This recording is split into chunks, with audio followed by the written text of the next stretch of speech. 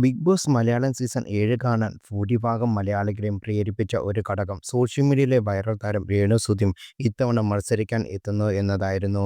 ഉദ്ഘാടന എപ്പിസോഡിൽ അവസാനം വരെ സസ്പെൻസ് നിലനിർത്തി ഒരു ഗ്രാൻഡ് എൻട്രി എന്ന ഹൗസിലേക്ക് ബിഗ് ബോസ് രേണു കൊടുത്തതും ആദ്യ ആഴ്ചയിൽ ഫയറായിരുന്നെങ്കിലും പിന്നീട് രേണു ക്യാമറയിൽ പോലും കാണാൻ കിട്ടാത്ത അവസ്ഥയായി മാറി.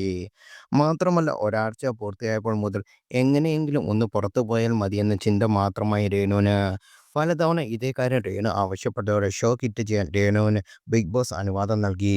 35 ദിവസമാണ് രേണു ബിഗ് ബോസ് ഹൗസിൽ ഉണ്ടായിരുന്നത്. വലിയ സ്ട്രാറ്റജി ഒന്നും ഇറക്കി കളിച്ചില്ലെങ്കിലും തനിക്ക് ഹൗസിൽ കയറും മുമ്പ് ഉണ്ടായിരുന്ന നെഗറ്റീവ് പോസിറ്റീവാക്കി വോട്ട് പിടിക്കാൻ രേണുവിന് കഴിഞ്ഞിരുന്നു. ജനപിന്തുണയുടെ കാര്യത്തിൽ രേണു മുന്നിലായിരുന്നു. 35 ദിവസം മുമ്പ് ഹൗസിൽ നിന്നും പുറത്തിറങ്ങിയ രേണുവിനെ കാണാൻ മകൻ കിച്ചു കഴിഞ്ഞ ദിവസമാണ് കോട്ടയത്ത് വന്നത്. ഒരു മാസത്തിന് ശേഷം അമ്മയെ കണ്ടതിന്റെ സന്തോഷം വ്ളോഗായി കൊല്ലം സുധീര മകൻ കിച്ചു സ്വന്തം യൂട്യൂബ് ചാനലിൽ പങ്കിട്ടു. രണ്ട് സുഹൃത്തുക്കൾക്കൊപ്പമായിരുന്നു കിച്ചു കോട്ടയത്തെ സുധീരത്തിൽ എത്തിയത്. ഇന്ന് ഞങ്ങൾ ചങ്ങനാശ്ശേരിക്കുള്ള യാത്രയിലാണ്. അമ്മ ബിഗ് ബോസിൽ നിന്ന് ഇറങ്ങി. അതിന്റെ വിശേഷം ചോദിച്ചറിയണം, അമ്മയെ കാണണം, അതൊക്കെയായിരുന്നു യാത്രയുടെ ഉദ്ദേശം. അമ്മ നന്നായി തന്നെ ഗെയിം കളിച്ചു. അമ്മയെ ഷോയിൽ തുടരാമായിരുന്നു.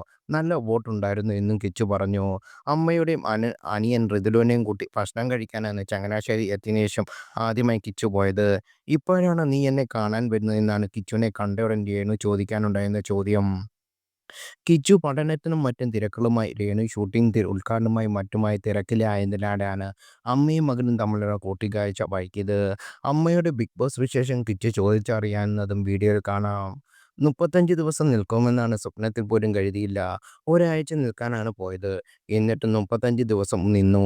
തുടരാനുള്ള തരത്തിൽ വോട്ടുണ്ടായിരുന്നു. പക്ഷേ ഞാൻ മെന്റലി ഡൗൺ ആയിപ്പോയി.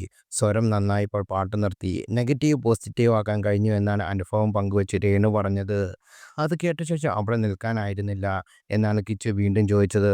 അമ്മ ഹൗസിൽ തുടരണം, ഫൈനൽ ഫൈവിൽ ആകണമെന്നെല്ലാം കിച്ചു ആഗ്രഹിച്ചിരുന്നു എന്ന വാക്കുകളിൽ വ്യക്തമാണ്. രേണു വീട്ടിൽ നിന്ന് മാറി നിന്നപ്പോഴും കിച്ചു അനിയന്റെ വിളിപ്പുറത്തുണ്ടായിരുന്നു. ഇതിൽ പിറന്നാളാഘോഷവും ഓണവും എല്ലാം ഗംഭീരമാക്കിയത് കിച്ചുവിന്റെ നേതൃത്വത്തിലാണ്. പുതിയ വ്ലോഗ് ഇതിനോടകം ശ്രദ്ധ നേടിക്കഴിഞ്ഞു.